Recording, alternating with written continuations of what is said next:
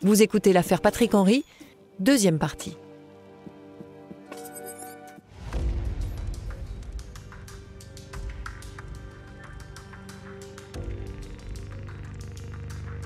À cette époque-là, ils n'avaient pas grand-chose. Personne ne savait où était le gamin. C'était l'échec total, quoi. À cause de sa surexposition médiatique, il y a un renseignement anonyme qui a été vu à l'hôtel des Charmilles. Quelqu'un leur avait dit que ce gars-là, Patrick Henry, devait habiter dans ce quartier parce qu'il l'avait vu le matin dégivrer la vitre de sa voiture. Jean-Pierre Abou, ancien journaliste à TF1.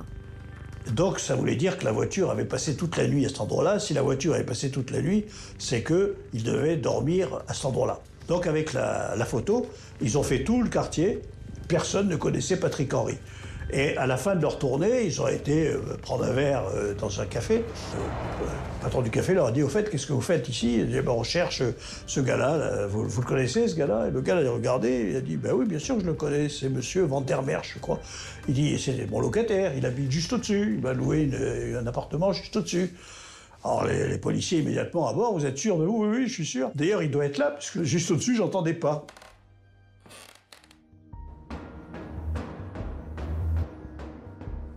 Les policiers pénètrent dans la chambre. Alain Domanget, ancien policier à Troyes. Aussitôt, Patrick Henry passe par la fenêtre, tente de s'enfuir. Les policiers réussissent à l'interpeller. Et là, immédiatement, Patrick Henry annonce que l'enfant est mort sous le lit et que son corps est enroulé dans un tapis. C'est là que l'enfant va être découvert.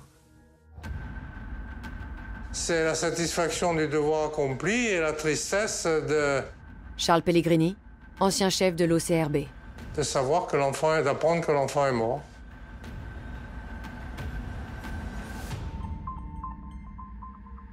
L'autopsie nous a appris relativement peu de choses. L'enfant a été étranglé. Les médecins disent qu'il est mort depuis au moins une quinzaine de jours. Et puis, la dernière chose qui était importante, c'est que l'enfant n'a subi aucune violence sexuelle.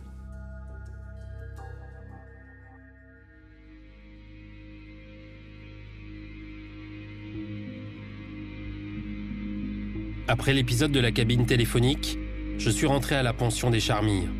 Philippe commençait à me poser des questions. J'ai paniqué. Il était assis devant la télévision. J'ai pris un foulard et j'ai serré autour de son cou.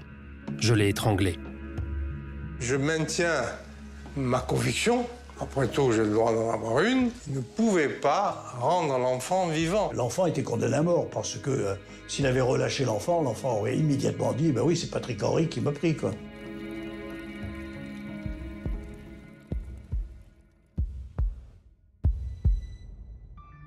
La famille de Patrick Henry, c'est classe moyenne supérieure, petite bourgeoisie. C'est une famille qui ne manque pas de moyens. Il était le plus jeune d'une fratrie de 5. Martine Vess, visiteuse de prison et amie de Patrick Henry. Il a fait un CAP cuisinier, ce qui était vraiment pas fait pour ça. Très vite, quand il a commencé à travailler, il a commis plusieurs délits. Hein. Il a volé un de ses collègues, il a volé une voiture, il a eu un accident. C'est quelqu'un qui a installé dans sa vie la transgression. Dominique Rizet, journaliste spécialisé police-justice. C'est quelqu'un qui ne respectait pas les règles. Il a voulu se lancer dans le commerce. Il n'avait aucune notion de gestion, aucune maturité. Patrick Henry était criblé de dettes. Ses dettes s'élevaient à 100 000 francs.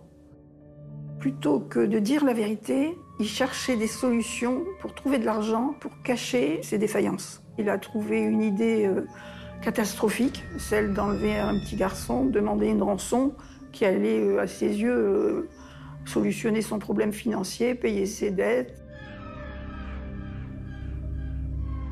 Je pense qu'au moment où il l'a fait, il a cru que ça allait marcher. C'était quelqu'un qui aimait l'argent par-dessus tout. François Binet, avocat de Patrick Henry et ex-collaborateur de Robert Badinter. Et qui, pour ça, était prêt aux pires folies. La pire folie, d'ailleurs, il l'a commise. Il a enlevé le gosse uniquement pour de l'argent et c'est impardonnable. il place Patrick Henry sous mandat de dépôt. C'est-à-dire qu'il va être immédiatement incarcéré. Les magistrats font le choix d'une prison à Chaumont, en Haute-Marne.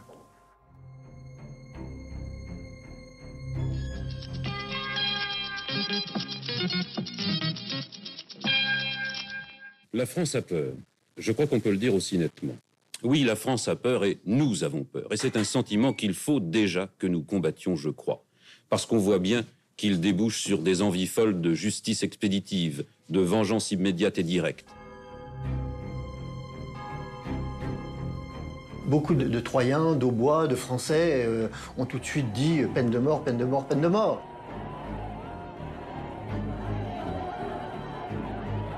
Le sentiment d'effroi était monté et touchait tout le monde, et en particulier à Troyes. Gérard Boquillon, collaborateur de l'avocat de Patrick Henry. La majorité de la population était pour la peine de mort.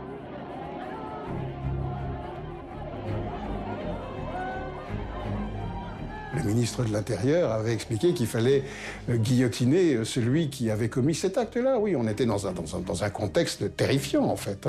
Il déchaîne de la haine en fonction, déjà, je veux dire, de l'horreur de ce qu'il a commis. Et puis le personnage qui ne passe pas.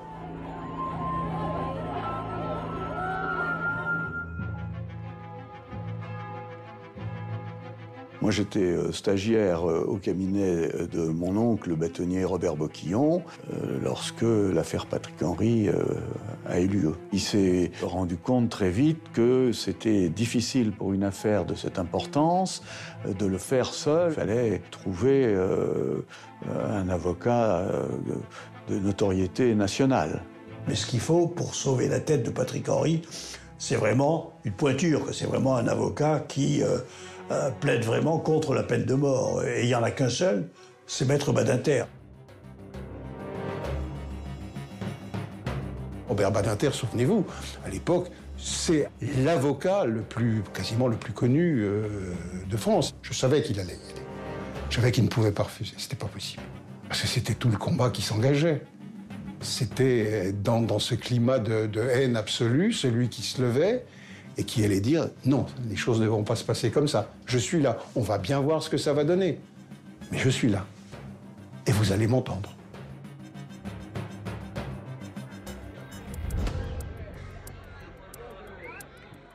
L'ambiance était assez lourde.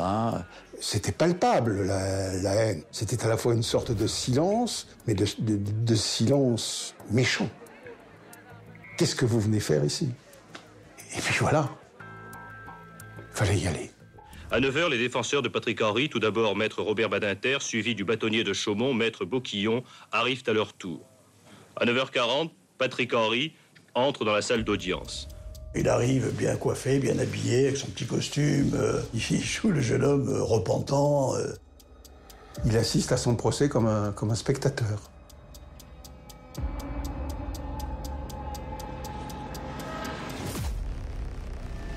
Tout le monde regardait Patrick Henry.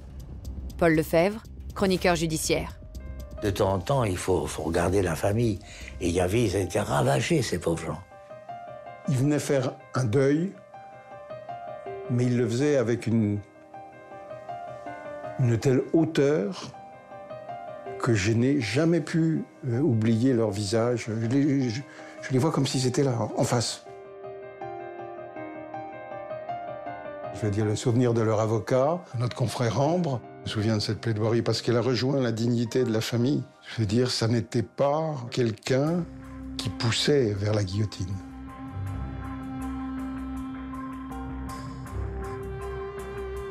Le grand moment, ce sera la plaidoirie de Robert Badinter, ça c'est évident. Ah ben Robert Badinter, très concentré. Pour lui, c'était quelque chose d'énorme. Il part dans ce qui est une forme d'improvisation stupéfiante, d'une violence, d'une force. Il se lève et il réfléchit. Ça dure 1 minute, 2 minutes, mais ça concentre immédiatement le jury sur ce qui va être sa plaidoirie. Qu'est-ce qu'il fait? Qu'est-ce qu'il pense? Pourquoi il ne parle pas? Et là, le jury va vers lui. Et là, après le silence, Vous avez vous et vous seul, à cette minute, et oubliez tout ce qui vous entoure. Vous avez seul le droit de vie et de mort sur quelqu'un. Seul. À cet égard, dites-vous bien que si vous le coupez en deux, eh bien ça ne dissuadera rien ni personne. Si vous le coupez en deux, eh bien ça ne dissuadera rien ni personne. Badinter, c'est une bête. Pour vous convaincre, c'est une bête. Badinter est allé chercher les gens aux tripes, un par un. C'est vous qui allez le condamner à mort. C'est personne d'autre. Et alors cette phrase, incroyable. Et n'oubliez pas, un jour la peine de mort sera abolie. Et vous expliquerez à vos enfants ou à vos petits-enfants que vous avez été un des derniers jurys à condamner quelqu'un à mort. Et alors vous verrez leur regard. Il n'y avait plus personne dans le jury. C'était formidable. Je n'ai jamais entendu de plaidoirie pareil. Et Dieu sait si j'en ai entendu. Je pense qu'il y avait des jurés qui avaient les larmes aux yeux. Ouais. Et quand ils sortent, j'ai le sentiment qu'il va se passer quelque chose.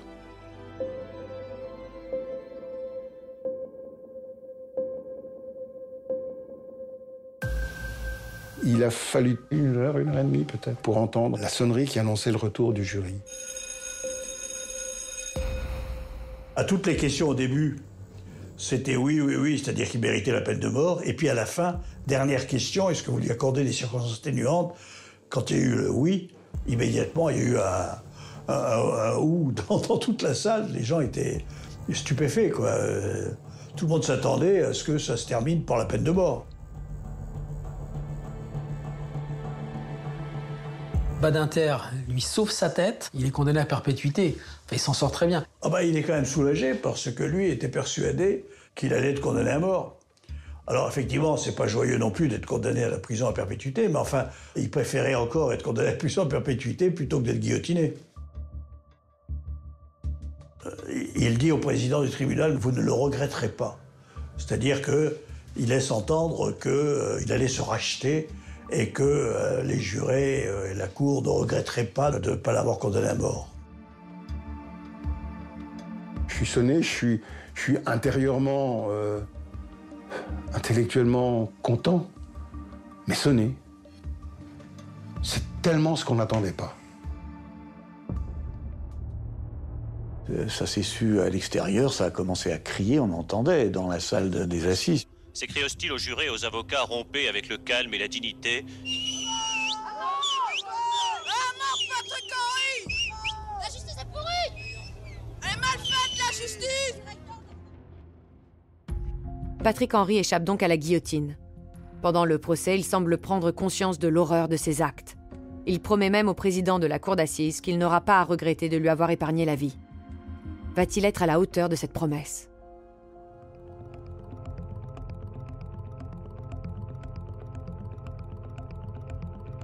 Il fallait qu'il parte dans l'idée qu'il aurait une très longue détention. Et il a commencé à envisager de faire des études.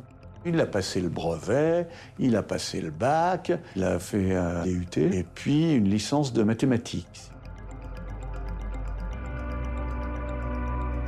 Il y a un collègue visiteur qui me propose d'intervenir dans le cadre de l'atelier. Martine Wess, visiteuse de prison et amie de Patrick Henry. Pour apporter une présence féminine, il me dit « Mais il faut que tu saches, il y a Patrick Henry ». Ce à quoi j'ai répondu « Ben alors ?» Donc j'ai accepté. C'est pas une amitié fulgurante de sympathie, c'est 25 ans, quoi. Il avait une super capacité d'écoute. Il m'a donné autant que je lui ai donné.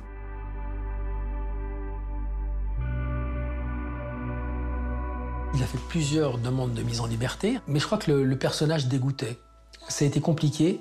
Il les a demandés parce qu'il était en droit de les demander par rapport à la loi, mais convaincu que, compte tenu de la médiatisation de son nom, compte tenu de son acte, les premières, elles seraient refusées. Martine Wess, son rôle à elle, il va être capital parce qu'il faudra avoir un CDI, un contrat à durée indéterminée. Ensuite, il lui faut un logement. Et c'est Martine qui va tout prendre en charge. Quand quelqu'un sort de prison, c'est un parcours du combattant. C'est terrible d'aider quelqu'un à sortir de prison. Il a été mis en liberté conditionnelle au bout de 25 ans. Et j'étais super contente pour lui, en me disant enfin quoi. Il avait un emploi chez Corlet, une très grosse imprimerie. Il lui a été proposé de prendre le nom de jeune fille de sa maman. Il disait non, je ne veux pas. Je lui disais t'as tort parce que t'es pas conscient de la haine que ton nom véhicule à l'extérieur. Là, il y a déjà eu un premier clash. Monsieur Charles Corlet lui dit « Non, je suis désolé, mes ouvriers menacent de se mettre en grève si vous venez dans les murs. » Donc, ils se sont arrangés pour qu'il travaille à domicile. Ça a été la première marche ratée d'une possible sociabilisation.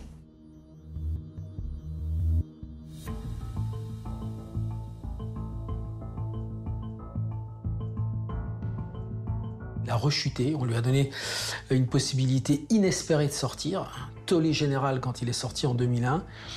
Et au lieu de se faire oublier, il achète une petite voiture, un petit 4x4. Il part en Espagne, passe au Maroc, charge 10 kilos de hashish dans sa voiture, sous la roue de secours, traverse, revient vers la France et se fait arrêter à la frontière. Il voulait faire un coup pour se renflouer. Ça ressemble à son personnage, qui n'a jamais vraiment réfléchi à ce qu'il faisait, qui n'a jamais vraiment eu une ligne de conduite. Toujours l'argent. Toujours l'argent. Après 25 ans de détention, il en est toujours au même point. Comment je peux faire pour devenir riche? Alors là, c'est un peu l'effondrement. Moi, j'étais dans une espèce d'état de sidération halluciné. J'avais les genoux qui faisaient comme ça, en me disant, c'est pas possible. Au bout de 25 ans, tu sors de prison, tu peux... Mais c'est pas possible, quoi. C'est l'insupportable Patrick Henry. Le garçon insupportable qui ne saisit aucune des chances que lui offre la vie et qui, à chaque fois, déçoit ceux qui l'ont aidé. Pour l'affaire de stup, il prend 4 ans, parce que c'est une affaire de trafic de stupéfiants. Il est jugé, il est condamné, mais il est surtout, en 2003, dans la conditionnelle de sa perpétuité. Il est toujours en conditionnel. Donc il est reparti pour une perpète. Alors là, il pleure. Il est effondré sur son incapacité à gérer sa vie. Il n'était pas prêt à sortir de prison psychologiquement. J'ai jamais pensé que cet homme pouvait s'amender. C'est comme ça. Je lui en ai voulu parce que, voilà, on avait été dupes. C'est-à-dire que celui qu'on présentait comme l'image même de la réinsertion, c'était pas du tout ça. Ça a été fini. Patrick Henry, pour moi, à partir de ce moment-là, ça a été un de mes mauvais souvenirs.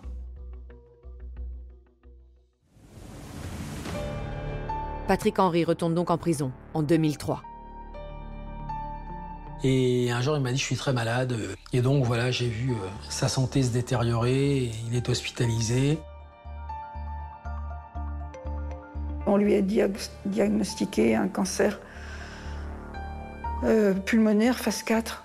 Il s'en sortira pas, c'est pas possible. Donc, il va bénéficier d'une libération thérapeutique, ça s'appelle comme ça. Et on vient de l'apprendre, Patrick Henry est décédé aujourd'hui à l'âge de 64 ans des suites d'un cancer. Il avait été détenu pendant plus de 40 ans pour le meurtre d'un enfant. Je pense pas que Patrick Henry se soit pardonné lui-même, mais en tout cas, il s'est convaincu et il était convaincu qu'il avait payé pour ce qu'il avait fait. Moi, j'aurais aimé l'entendre me dire voilà quoi, ce que j'ai fait, c'est horrible. Voilà, j'aurais bien aimé voir une larme dans ses yeux et j'ai pas vu ça.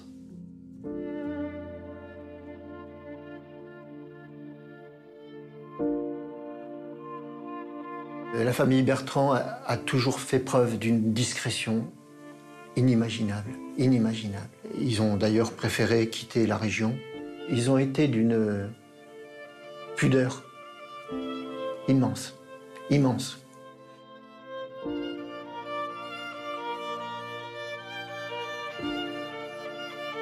J'ai un devoir de souvenir envers Philippe.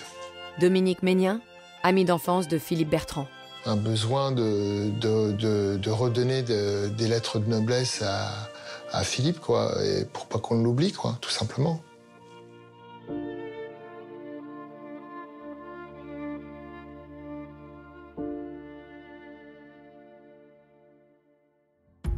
Patrick Henry aura donc passé 40 ans de sa vie en prison. Il aura en même temps incarné le crime le plus sordide, le meurtre d'un enfant, et le débat pour l'abolition de la peine de mort. Vous venez d'écouter Au bout de l'enquête. Si vous avez aimé ce podcast, vous pouvez vous abonner sur votre plateforme de podcast préférée et suivre Initial Studio sur les réseaux sociaux. Au bout de l'enquête est un podcast coproduit par Initial Studio, Enibas Productions et France Télévisions, adapté de l'émission audiovisuelle éponyme produite par Enibas Productions et France Télévisions. Cet épisode a été écrit et réalisé par Nathalie Mazier. Vous pouvez retrouver l'émission Au bout de l'enquête sur France 2 ou en replay sur France TV. Production exécutive du podcast, Initial Studio. Production éditoriale, Sarah Koskiewicz et Astrid Verdun, assistées de Marie Agassan et Cypriane Ligère. Montage, Victor Benamou. Avec la voix de Julie Drey et Marie Drucker.